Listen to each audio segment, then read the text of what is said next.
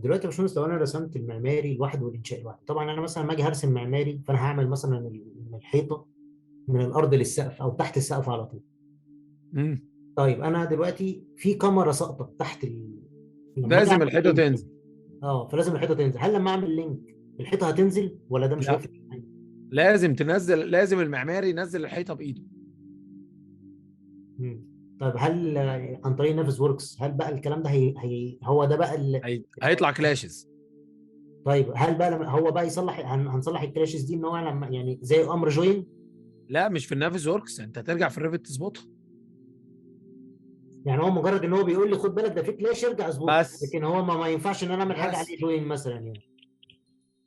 بس هو مجرد موديل ظاهر قدامك، بتطلع منه كلاشز، بتكتشف الكلاشز. ممكن تقعد في ميتنج فاتح الموديل دوت قدامك، عمال تكتب الكومنتات على الصور ال 3 دي.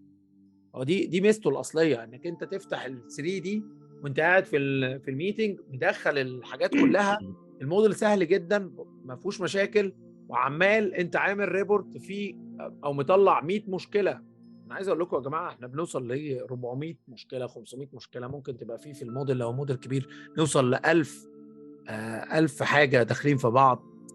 فبنقعد نمسك بقى، بنقول ايه، لكل اسبوع مثلا، لو احنا يعني شركه يعني عايزين نوصل للحل في اسرع وقت ممكن، انا ممكن كل اسبوع يكون عندي كوردينيشن ميتنج امم. عشان احل واطلع المشاكل واتكلم واطلع التفاصيل كلها.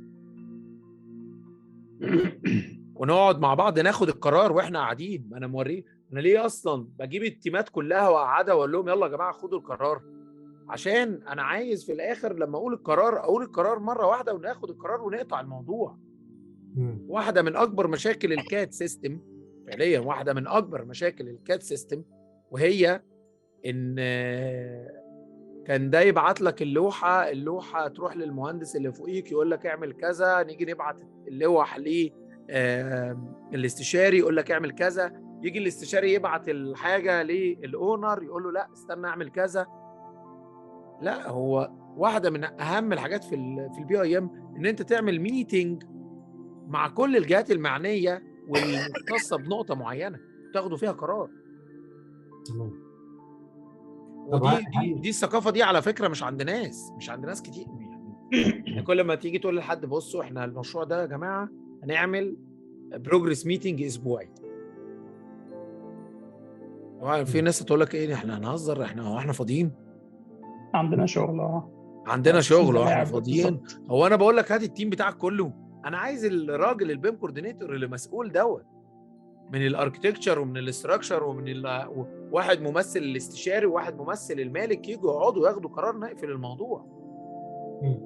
لكن تقعد تبعت لي بقى ار اف اي وانا ابعت لك بقى ار اف اي وبعدين اعملها تروح جايه ضربه في ايه، تروح مبوظه ايه، بنفضل بقى رايحين في دوامه كده ما بنخلصش. طب ده هل هيأثر لو انا بطلع البرنامج الزمني من نافس وركس؟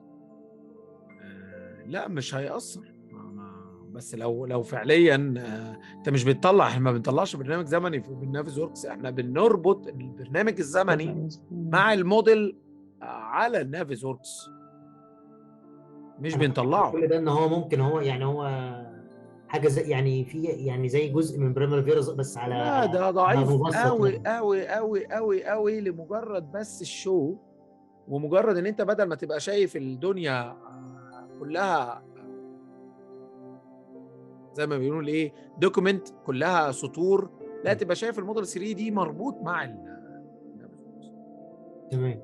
تبقى شايف الحاجه 3 دي، فتبقى حاسس وشايف المشاكل. لان ساعات واحنا بنعمل الجداول الزمنيه ممكن تلاقي ستيج شغاله دي مش وقتها، بس اتكتب الطريق غلط او اتحط غلط ومش باين قدامي في السطور بتاعه البريمافيرا، فهتبان اكتر في